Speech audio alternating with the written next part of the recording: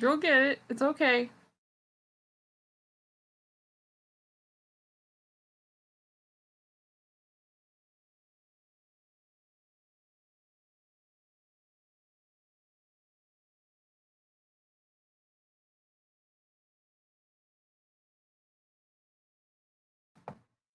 My audio is live to the world right now.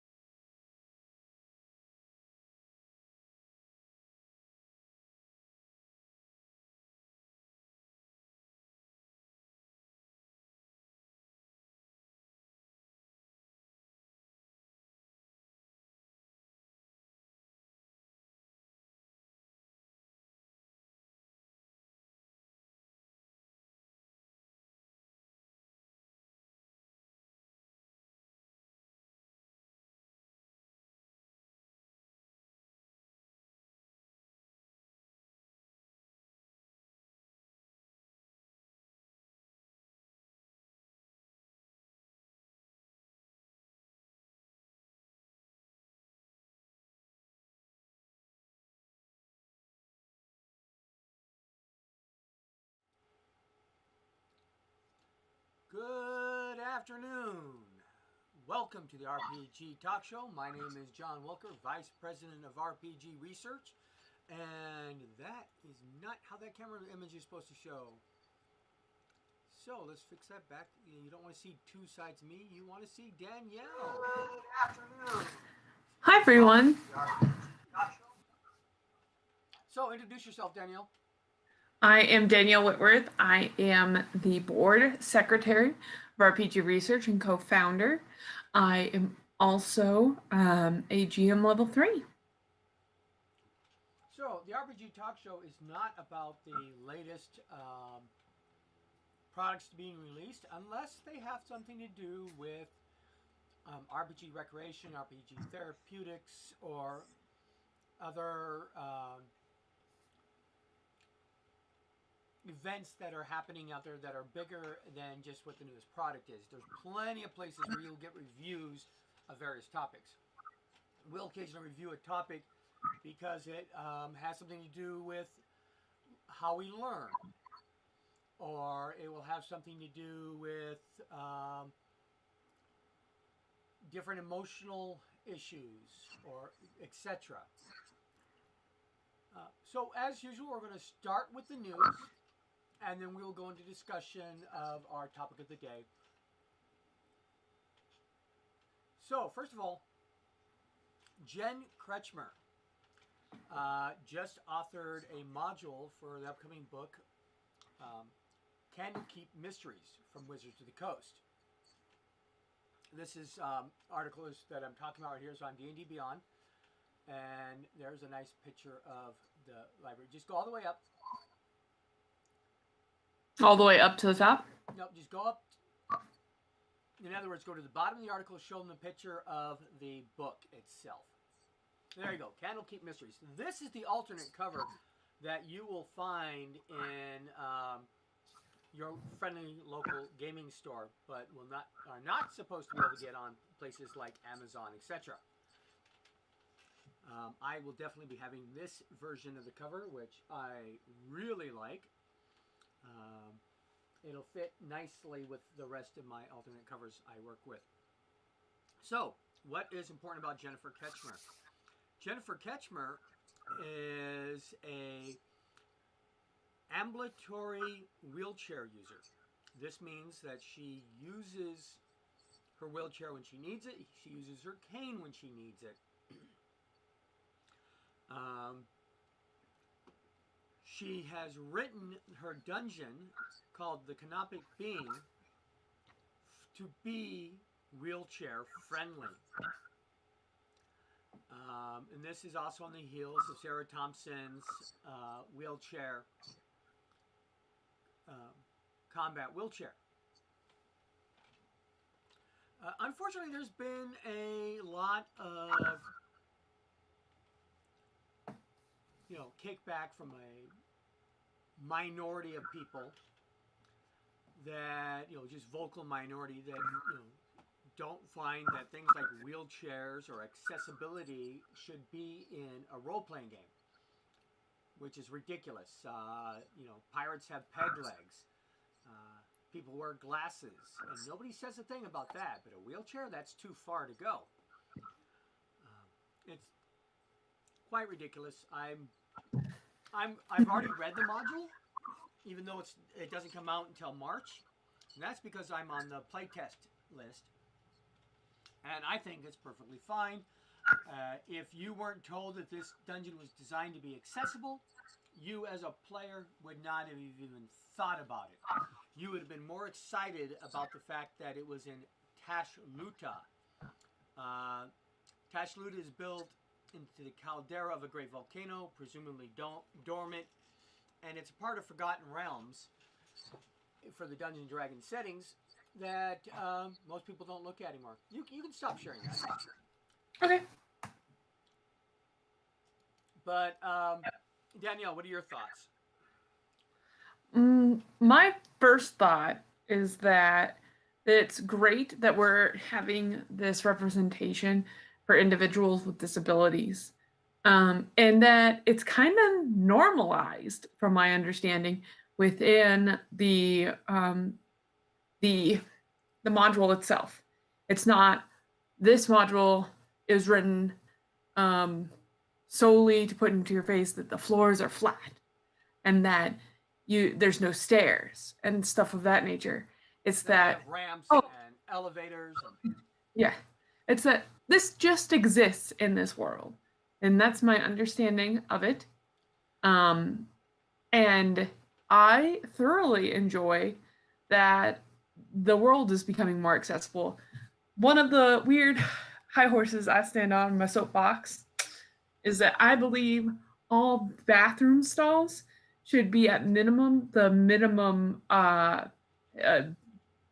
accessible stall with the rails on the side, because you never know when you're going to go from an able-bodied person to a disabled-bodied person and how long you're going to stay there.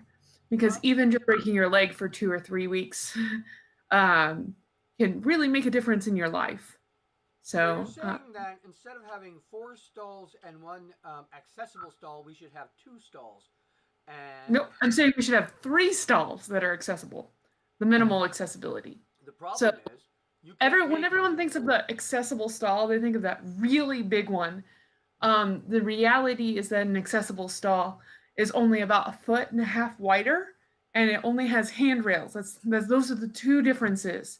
About 1.5 feet wider, and it has handrails. Um, I am a person who cannot fit in a normal stall. Um, Personally, I touch both sides of the wall on a quote unquote normal stall. So, and I will always do that even if I'm not overweight, just due to the broadness of my shoulders. right. So also about Jennifer, and you might want to pull up this article so people can see where it is. There's a Google Doc called "Ability in Gaming Resources" by Jennifer Kretschmer, Yep. Pulling that and up now. this, of course, is going into the RPG Research Library and will be something we will reference frequently. Even though we have lots of this documentation already, it's good to have it all nicely organized the way this is. And I want to invite Jennifer over to our talk show and discuss the accessibility document, talk about uh, topics of disability in role playing games. For example, is it okay that your villain is disabled? Or because villains being disabled has been something that's been done. You have Glass from the movies, who's always in a wheelchair. You also have heroes from the movies, such as Professor Xavier, that are in wheelchairs. But the question is, are disabled villains now off limits entirely? That's one of the things that I like to bring up with her and get her opinion on that. But talking about lots of resources here. I would like to see if we can get RPG research put on the list of resources, etc. That would be very nice Yeah. because we do have um, a lot of resources that are available to the public that show what you can do with accessibility, and we've done accessibility for specific conferences before. We made SpokeCon the most accessible it's ever been, in 2018.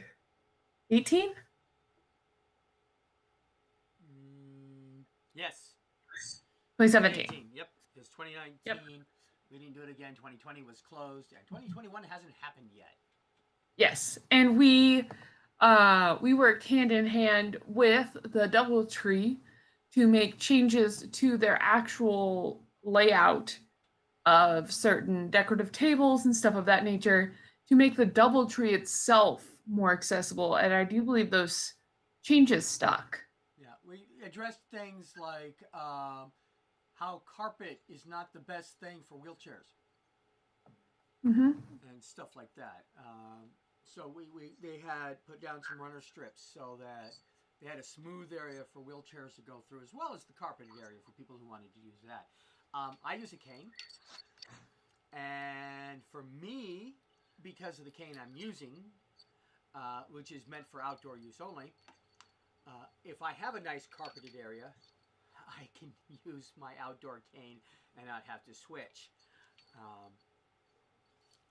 Like our studio here is all carpeted, so I can use this cane in here. If it hadn't been carpeted, then I would have to use a different cane. We had the pleasure, unfortunately you weren't there with us, but we had the pleasure of meeting Jennifer in person at Gen Con. She came to our little booth, which was actually a subset of Zombie Orpheus Entertainment. Good. Yeah. So they gave us a little piece of their booth so we could promote a Kickstarter that we were promoting. It's Inception. Group. Anyways, she came over to visit us. We had a really nice conversation. I'd like to work with her more in the future, but at the very least, I'd like to get her on the talk show.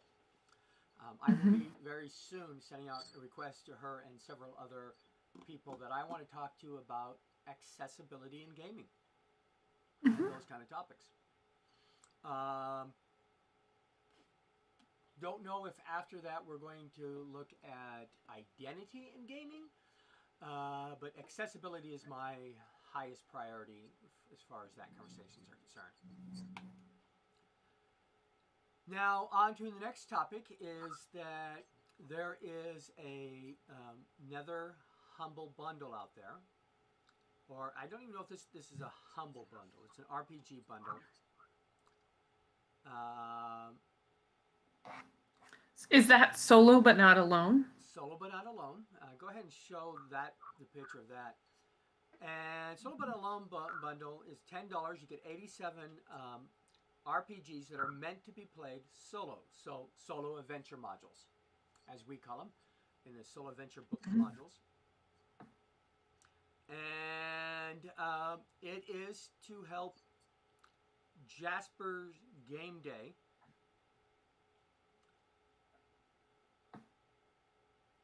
All profits from the bundle, after processing fees, taxes, etc., are being donated to Jasper's Game Day, which is an organization that lets people know they're not alone.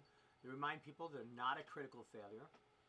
Jasper's Game Day is a US-based group and is there for you if you're in the UK and are so lonely and desperate you need to speak to someone more local. There is the Samaritans on 116123. That's what you call to get the Samaritans. But if you're in the United States and you need help, you can call Jasper's Game Day. The national helpline is 1-800-273-TALK. That's 8255. And or you can text 741-741 to get some help there. I do want to bring up the Humble Bundle and other organizations like that have been doing these bundles a lot. There's a lot more of these things, but please keep your eye out for ones that you're interested in because money goes to the charities. And you can get some incredible deals well above and beyond. Their first little catchphrase is pretty amazing. It says, "We have a clear mission, and with luck on our side, every roll is a 20, and no one is left behind." Yeah, another one of their catchphrases, "You are not a critical failure." So definitely want to see more stuff get out for Jasper's Game Day, and I do recommend people go ahead and spend $10 to get a bundle for solo but not alone. I'm definitely getting one. I know these are all digital PDFs. I'd rather have the actual books in my hand, but for $10 I have zero room to complain, so I'm not going to.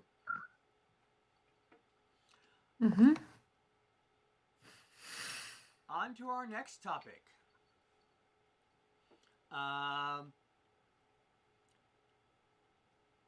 I'm sure you were a Boy Scout. No. Were you any kind of scout? No. My mom just decided to teach us all the things we needed to learn about going into the wilderness, whether that be directly after a fire or anything else, due to my family having um, a history of game wardens and even one of the first wardens in Washington State. Neat. My Yeah. family, I started with Cub Scouts because of how often I moved. I didn't stay with Cub Scouts, but when I got into Idaho, I and was at a young age, I think 13ish, I joined the Civil Air Patrol, and Hmm. I stayed there for a while. But basically, by the time I was 13 years old, I was expected to be able to stay in the woods for 3 days with just a pocket knife. But the point is, And I what? was expected to be able to leave the woods in less than 3 days, 2 days. Oh, That I was could my. leave the woods at all I wanted, but I had to be able to stay there for at least 3 days. Just like make this my home type thing. Well, I mean, not Dungeons, right? Scouts are famous for badges. So is Girl Scouts. And Scouts can now earn a Dungeons and Dragons activity badge. No, you can get the woodworking, the orienting, needlework, but UK Scouts recently updated a listing for the Scout Entertainer activity badge that includes information on the upcoming sponsored badge from Tabletop Giant Dungeons and Dragons. I do believe the Americans did have a one for that. Hmm. I'm not 100% sure on the American one, but this patch is pretty amazing, in my mind, and it puts it directly under what it really is, which is cooperative storytelling.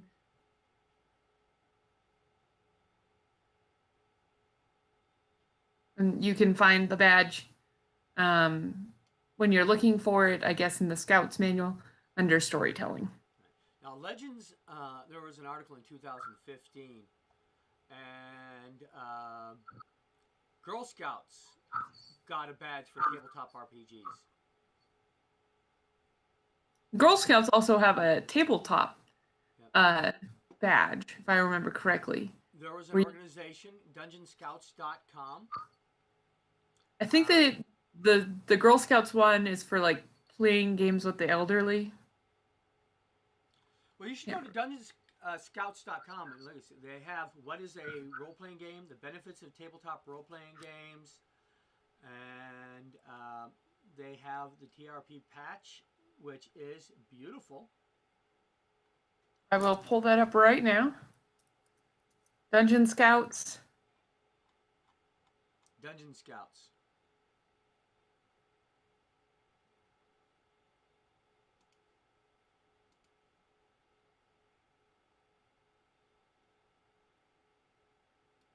Okay. Working. You said that they had the patch. Oh, here it is. Yeah, the patch. So if you go Oh, to wow. yeah, that little green one, pull that up for the Yeah, that's audience. beautiful. Okay, I'm gonna pull it up so everyone else can see it. Just takes me a second to get to the right page and then make sure I'm shareable.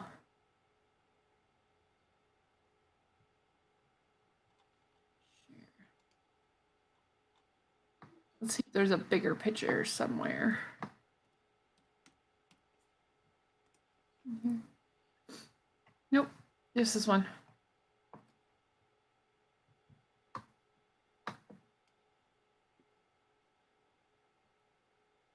Yeah, that's an absolutely Unfortunately, that's not beautiful showing up. Can you click on just the image? Nope. No? Okay, so I'm going to have to slide you over because your image is not showing up at all. 1 second. I'm gonna pull up Okay. a I, image. okay. I pulled you over for a second there so people can see that. It will not come up with an image.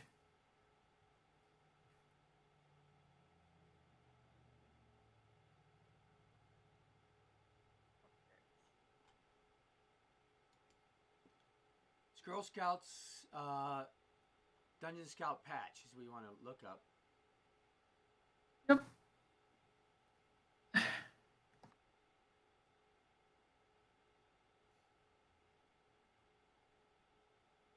Wow, it will not open in solo. It has to open with this. There it is. All right. They made it very hard to open just the patch.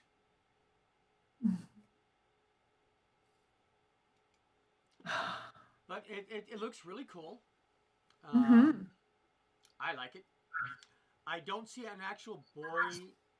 Oh, and if maybe this one's it.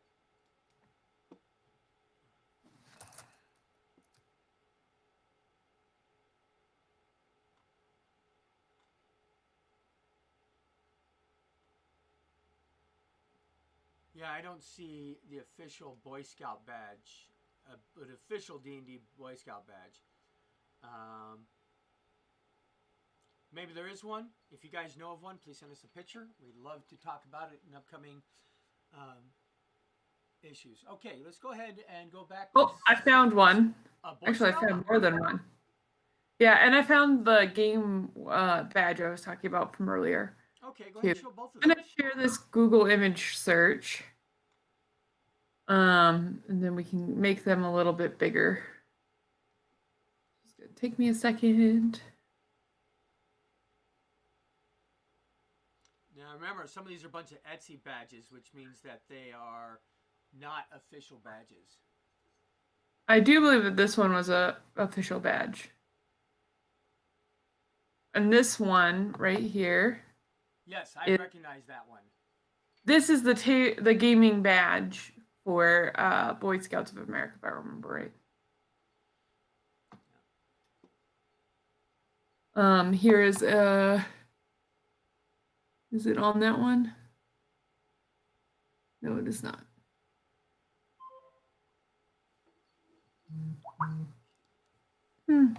Does not seem to be there. I thought it was on that patch set. Oh well. Oh, great. I apparently am not being heard, so I'm not on the boom mic, I don't believe.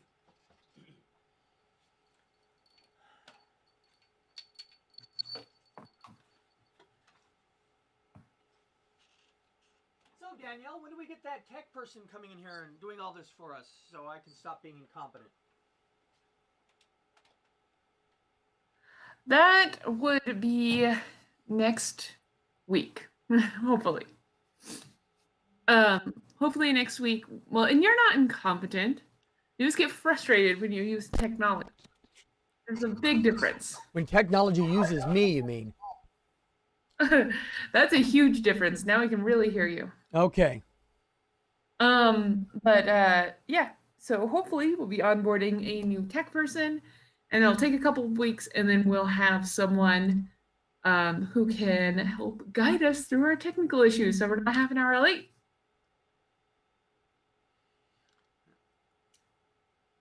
But unfortunately, a fair amount of our technical issues are due to Windows. Thank you, Windows, for messing with the podcast. One of the neat things, I mean, yeah, they're official badges, but we thought about here in D&D of actually doing badges for ourselves. You mean RPG research? RPG research. Like, I have some example badges from a company that makes spoof ones like Up All Night, played a 24-hour game, or I Am the Werewolf, and all kinds of different things. Different accomplishments, roll, nat 20s, TPK, all kinds of neat stuff. All right. Yes, apparently this improved my volume 100%. All right. So for as a matter of fact, I think you're getting picked up on my end twice. Oh well. So that's about the Scouts and the fact that they're doing that, and I love it. I know that's the UK Scouts, and our American Girl Scouts got there first, but I want everybody to have this. This is really shows that people are understanding the benefits of the games, not just the fact that it's something fun to play. I mean, come on, you can get a horseshoe badge. And All right. you get all kinds of accomplishments through doing these. Oh yeah, and badges are an important part of scouting. So I love that. Mhm. All right, let's talk a little bit. Just to change the topic, is that Derek Kolstad, who's the creator and writer behind the John Wick franchise, Mhm. is going to make a live action television series. Why do we care? Because it's Dungeons and Dragons. Uh, Unfortunately, there's not much news uh, about exactly what it's going to do. You know, he says there'll be treasure hunts, campaigns, camaraderie, reversals of fortunes, humans, elves, orcs, and hundreds of other creatures, and it will be in the worlds of Dungeons and Dragons. So I'm assuming Forgotten Realms, but we don't know what kind of storyline or anything else like that. It's just going to be written in the Dungeons and Dragons universe. Mhm. Paramount and E1 are mounting a feature set to star Chris Pine. Uh,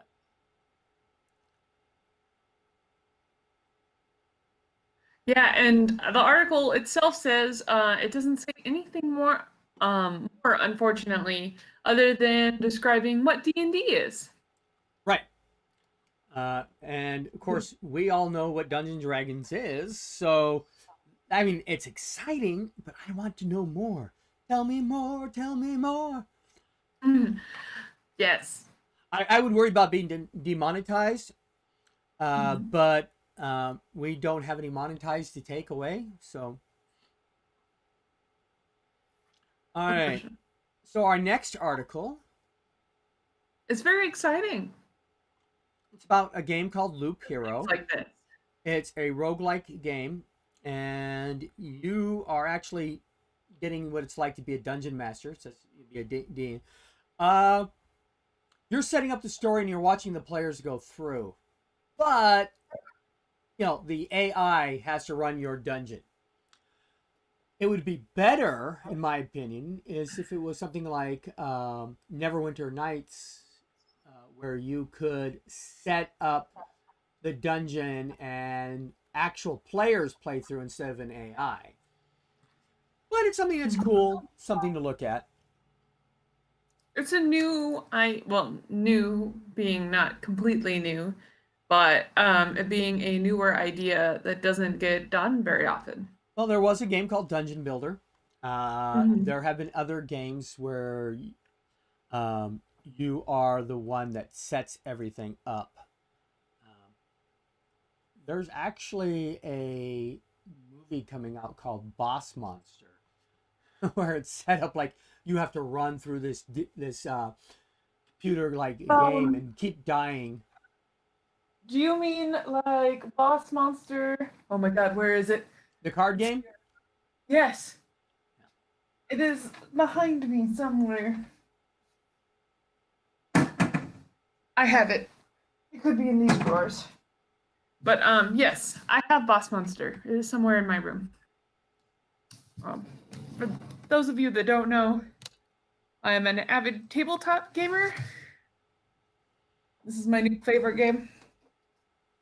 Thank you to the people who did Exploding Kittens. Yes. All right. That's it for my news that I have here. Do you have any news that I didn't think of to tell you about? Not currently that I didn't come across anything extremely new and exhilarating. My feed has been pretty full of inauguration news. Right. Mhm. Yeah. Other things are happening out in the world that aren't related to role playing games, but I'm trying to avoid those. Yes. Um, yeah. Oh no, I was just saying my news feed has been full of it. It hasn't. eh, I haven't gotten any new Dungeons and Dragons other than a couple of new things coming out.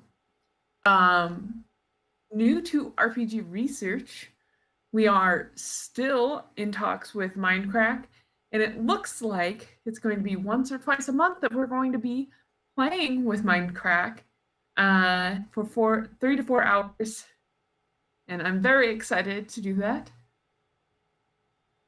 And I think that everyone else at RPG Research is also really excited to be doing that. And I don't know if that's public knowledge, so I don't think I can talk about that. Mm.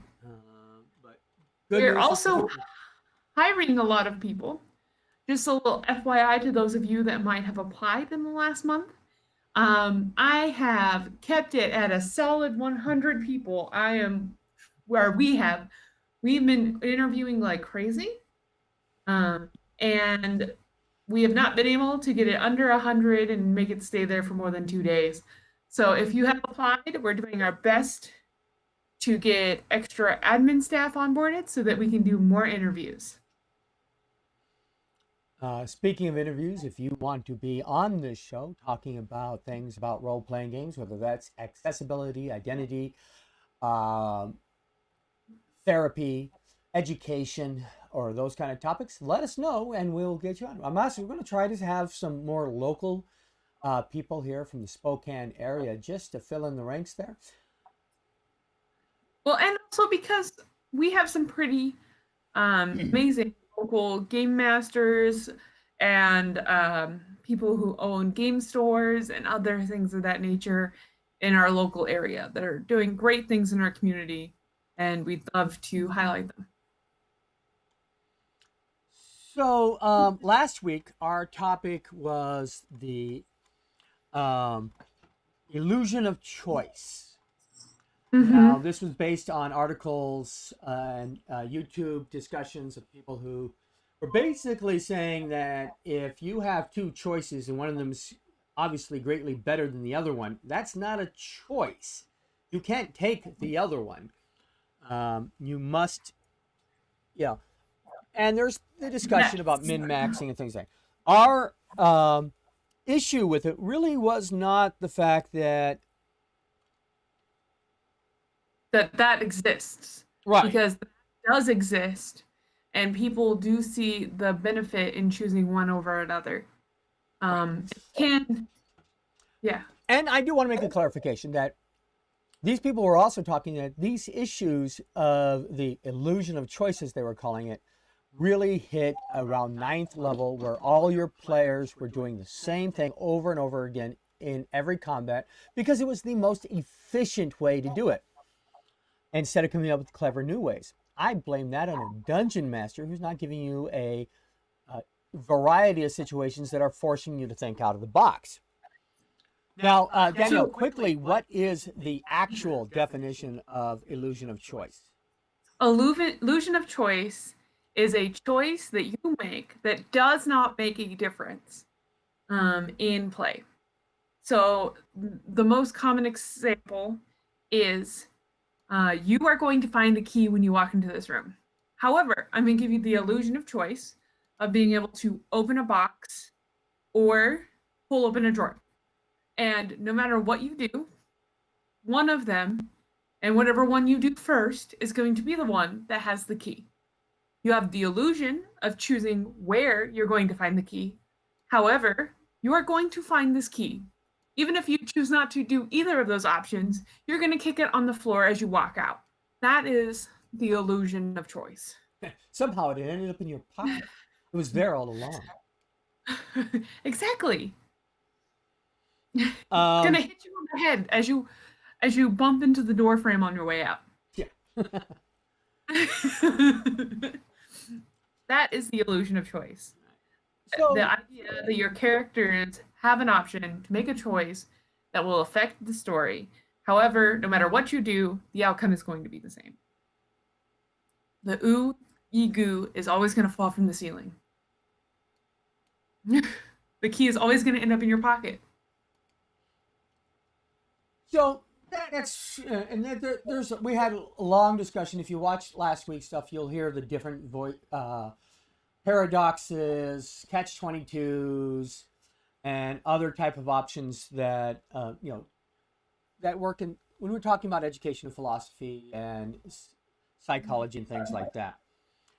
So the other this does lead into the other discussion that people always, not always, but people have frequently is about min maxing. Mm-hmm. Now, min-maxing is defined as minimizing one part of a character to maximize another part of the character. Now, this is usually done in combat scenarios where I'm dumping my charisma and my intelligence so I can have the greatest strength and constitution and just kill everything in sight. It's not necessarily. Onward! Onward! Okay, anyways, I lost my voice there for a second. Yeah. I found it at a neighbor's house. Anyways, some people say that if you're a min-maxer, you're not a role player, R-O-L-E. Well, that's not necessarily true. You can be a min-max character. If I want to create a Conan-like person and play a Conan-like person, I would like my stats to reflect that. Yes. I can still role play even though I'm a good combatant. But I also can min-max in other ways. For example, I created a character and I did min-max this character. And I was going to say, I think you did. Yeah, he's an archaeologist. And he has a passive perception of a 22. The highest you can roll on a die is a 20. So he walks into a room and he notices everything. Think Sherlock Holmes. He can see that tea is about to get moldy, your shoelace has been untied for 20 minutes, and the rug is slightly wrinkled in the corner behind the couch. All the details, just think Sherlock Holmes. That's another way of min-maxing. I min-maxed another character before that. I min-maxed a character to be the world's greatest chef. Mm-hmm. He's not going to survive long in combat. But I focused him on what I want my character to be good at, even if it's just a role-playing aspect of the character. And what we are seeing a lot of problems with nowadays, especially in when you get up to like 9th level and you have special choices, and the one's greatly better than the other as far as statistics, whereas the other one might be better for someone who can think outside the box and really ROLE play through that extra bonus that they get. Now, there's also an argument that says, oh, what you really want is super weak characters that don't have much option for survival, but they have to be really smart and clever about everything. Well, I call that's a fallacy in my opinion, because when you are a player in my campaigns, if you're really super good at combat but can't figure out the diplomatic way to deal with something or the puzzle that's there, I have no problem killing off players. And if they're lucky, I'll actually just kill off the character and the player survives. But anyways, player yet. I have never killed a player. I have killed entire parties, TPK, including mine. Yep. What a world! What a world! What a world! I spent the entire, probably what was that, 2 hours? It wasn't 2 hours. It just felt like 2 hours, trapped in a spider's web. And every time you got loose, like the whole campaign, I was just trapped. It was like I went from one entrapment to another. Yeah, it was rough. It was rough. It was Middle Earth. Middle Earth. Idea, though, that you can't challenge them if they have competencies. If your character has the delusion of adequacy, he cannot be challenged, is a fallacy. Yes. The idea that it might be more exciting to play somebody who has to come from them. Yeah, that's true. But that shouldn't be your default. Although, I've played plenty of, especially in BFRPG and Back Me, I've played plenty of 1 hit point characters that may have had really great armor or something like that, and they survived quite a bit of time, or I found ways around the situation that we were in. Right. If you had 2 hit points, would you have made the same decisions? Yes. So the benefit of you having 1 hit point instead of 2 hit points was negligible. Yes, but I would have had 6 or 7 hit points had I have rolled higher on the dice. Which would have made a huge difference because then I could have taken 2 hits instead of 1 and nothing. Or no hits. Like could have taken no hits. So Mm-hmm. it's an interesting concept. There's also the argument that your characters will be bland if you're using point buy. Everybody will be exactly the same. But that's if you're only judging a character by their statistics, their numbers. Your character is more than their numbers. I do like when we're rolling them to really make a point of having if I've got like a 6 or a 7 on my character sheet, really making that stat noticeable so that they have a deficit or a disability. Right, playing into that low thing. But my point wasn't that you shouldn't play a character with low scores. I wasn't trying to say that. I was trying to say that 2 characters with identical stats are going to be 2 different characters. Me and Hawk playing a game. Play them. Right, are playing a game where up to this moment, next time we play, we will have differences because we're making different choices at their level. But for the first 2 levels, we were statistically identical. Mm-hmm. All of our scores are the same. Our backgrounds are the same. Our height and weight, everything about us, numerically speaking, are identical. We're completely different characters. Mm-hmm. And play the same character completely differently. So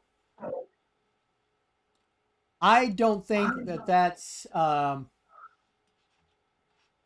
a worry about with those kind of choices, that you're always going to end up with the same characters. What you're going to end up with is you're not going to end up with hopeless characters that you're going to fight through anyways, because it's so exciting to always have a hopeless character. That gets monotonous. You know, you think that having everybody at a minimum adequacy level gets monotonous after a while. Having everybody at hopeless level gets monotonous quick. Once in a while. See, I don't always see it that way. You often get very upset when you have a character that is stuck at that low side and has to really use their intelligence to get out of a situation. Okay, so I have a character with a low intelligence, and I'm supposed to use his intelligence to get him out of the situation. No, usually, I have to use my superior intelligence to get him out of the situation. And the low hit points. Yeah. And it's not because it's an occasional thing. When we use these roll 3 6-sided dice down the line, no choice of where they go. It is characters that are very low chances of survival. And every character I make shouldn't be I have to outthink everything. I want to play a hero. I don't want to be a fighter with a 10 strength and 2 hit points. I still don't think you're seeing through it because a lot of the time you don't have to play a fighter if you have 10 hit points. No, not 10 hit points, 10 strength, and that's my highest score. 10 strength. You can still play something like a thief or something of that nature usually. Thief has to have a 9 has to have a minimum of a 9 dexterity in those systems. Yes, but we also play with rules a lot of the time where you can up the base stat depending on the system. Excuse me. It's not always like that when we have to roll 3 No. It's not always like that. It happens more often than not. I'm going to disagree with you on that one. Okay, it's maybe just be a perception based on the fact that my characters most of the time come up subpar. I don't think it's most of the time. I think you're just seeing it through rose-colored glasses on this one. Rose-colored. That means I see it as better than it Or is. what? You're seeing it through a different filter. I played in plenty of games where I am unnecessarily struggling. I'm still going to disagree with you on that. And you're allowed to disagree. Yeah, because I think that you're only seeing the stats that you want to see. You're not playing to the strengths that they usually have as well. I disagree with that. I am playing those characters to the best of their abilities, and a lot of the times that indicate when you have a character that starts off with such great handicaps, the smart way to do is to be a obligatory coward. You must avoid combat at all costs. Never get in front of them. When you're actually alive and doing things, until you get skills, you should avoid that kind of behavior at all costs. That is kind of a fallacy that's brought into role-playing fantasy games. Oh, you mean the fantasy games that are based on... We all have to be superhuman. No, not superhuman. I'm talking from the very big one, the 3 pillars of role-playing games since day one, 1974, of combat, exploration, and social. And combat being a half of it. Exploration being a third of it. And what's left over is social. That's how it started. See, that's not the kind of role-playing games that we play nowadays. A lot of the games that a lot of people choose are not the games that have just strictly social or strictly fighting or strictly adventure and exploration. We do, as a society of role-playing gamers, spend a lot more time focusing on those social interactions. And that's where the benefit comes from in role-playing games, and where we grow the best as humans and get the most benefit out of a game that we might just for intrinsic value. So what you're saying is I could take my weak character using really traditional stuff and talk my way past the trap and avoid the combat with the ambush. You can talk your way into having someone else disarm the trap. But I'm the rogue. And keeping observant enough to see the ambush coming and other such things. So this isn't like I can choose to be observant enough to see the ambush coming. Whether or not I see the ambush coming is strictly up to the dungeon master and or random chance. Yeah. So I can't choose to be observant. Kill you in the first round. Huh? Most dungeon masters are not out to kill you in the first round of play. No, they're not. And Hawk has surprisingly enough not killed me most of the time. He's killed off plenty of my characters. You've done good role playing to get around these situations, even with your cowardice or your other abilities. Because in role playing games, you have learned cooperative problem solving skills, where you might not have to be the answer to every question. you are with a group of several other people, Yes. and you might have to hang back while someone else shines, and then you can shine at something else that you're better at. Like staying home in the bar where it's safe. Or at trading with local people because you know the town, because you spend a lot of time in the town. That'll be useful in the dungeon. It will be, because when you get to the dungeon, you might have a full kit of all kinds of crazy little extra things that your people who are much better at it can use to their advantage. Have you ever played a game like that? Yes. I will make sure next time we play BFRPG to play that character for you. Yeah. Hawk's also arguing, so yeah, I would gladly play a super subpar character with no hit points, no armor, and a spell that will tie my shoes and nothing else. And he thinks it's a success because he played it. Not Yeah. And my definition A lot of the time, it's about playing the game. It's not about how long your character lasts. It might be hilarious to pile up the dead people that you have gone through this thing over and over with to hide behind, to be able to make it past a place that you've never made it past before. It's all about the experience.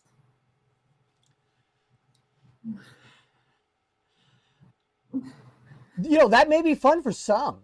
They're called masochists. But I don't think I'm a masochist. It's a lot of fun. Finally get around something. Oh, no. You're misunderstanding me. Video games don't succeed the first time through, like boss fights and stuff of that nature. I don't like video games. It's hard to level up to be able to do better in that boss fight. I don't play my RPGs with the idea of having a reset point.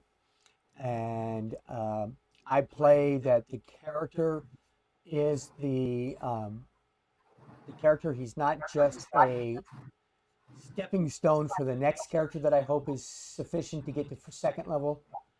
I mean, yeah, if you want to play your games to the point where you say, it's okay, I will go through 16 failures that actually has nothing to do with how good you play, how good you plan, because you're playing something that cannot succeed in the situations you're in, until I accidentally roll up a character that can succeed. Or one of your lower level characters has figured out a way through it. I want the one. Now, it's about resilience when it comes down to that. You have to be resilient in how you're using these lower level characters to get through the situation in which you are faced. Okay, as a player, I can see what you're trying to say. Is I have to be resilient to keep playing regardless of the inbuilt failure. But as the character, it's just a failure. As the character, you're dead. That's it. That's the end of the story. Yeah, it's just a failure. It's so far, and then the character no longer exists. Yes. They hacked someone, and that's then they the move definition on. of failure. Everyone does that. No. Using the old school rules, I have not yet gotten to a second level character. Because we stop after the first adventure. Yeah, we stop. We got a campaign going. I've got a second character already. Hopefully he'll survive to second level. Mm-hmm. Even if he does, it's going to take months and months. Yes. And I do see the advantage of occasionally playing the underdog. Mm-hmm. I will play underdog characters when I choose to play underdog characters. I'm playing a character that's in a wheelchair in another campaign who's not a combatant. Although that's not necessarily an underdog character, because having a disability doesn't automatically make you an underdog. No. That's not what I'm trying to say. I'm not trying to say he's an underdog because of his disability. I'm trying to say that he is a non-combatant. Mm-hmm. He is an underdog because he has to overcome other things. I made a character that it's harder to deal with things than other characters are. But that's because I want to play that kind of character. Mhm. When I'm playing predominantly underdogs, when I don't get a chance to play a almost adequate character. Well, you can join us on Mondays playing 5e in Saltmarsh. Yes, I will tell my gaming group that they're canceled so I can play in your group. There are plenty of opportunities to play different campaigns. We have been predominantly staying in the old school, where it is more difficult. You have to have better problem solving skills to get to second level. You have, well, Totally yeah, agree with that. I would definitely agree. You have to, in the old school games, you do have to have better problem solving skills to make it to second level. And I have to have the same great problem solving skills to get to second level with a character with 7 hit points or 10 hit points as I do with 1 hit point. The only difference is the 10 hit point has a chance of getting there. I'm still gonna disagree with you on this. It's the mathematical odds of one surviving over the other should be plain and obvious.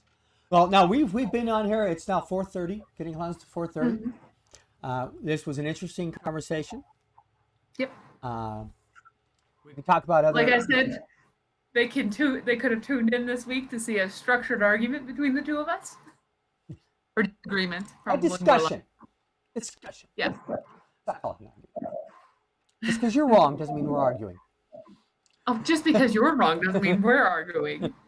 I'm not arguing with you. I'm just pointing out where you're wrong. Anyways, my point was, which you got off of, that constantly playing those super underdogs, the people that look up to actual underdogs, can get as tedious as playing a character where you have only the most optimal of combat styles that you keep going and going. That's what I find tedious, is constantly playing an underdog. I want to occasionally play someone who will be looked up as a hero sooner rather than later. After 4 years of playing the same character, I am now capable of walking into a bar and not being afraid of tripping. I don't want... that's my point. So anyways, everybody, thank you for watching the show. And dang it, you are off the screen again, so I've been talking to myself the entire time. I didn't move me, you moved me. I had to move you because your images were only showing up on the far end of the screen. There you are. Thank you, everybody, for watching. Please send us messages. You can send John at rpgresearch.com. You can go to @RPG Talk Show on Twitch, or Twitter, I mean. There's all kinds of ways to get a hold of us. Let us know what you want in these, whether or not you like this new format of the back and forth discussion where we disagree with each other, or whatever. Let us know what's going. Otherwise, good night and dream well. Good night. Donate. rpgresearch.com/donate.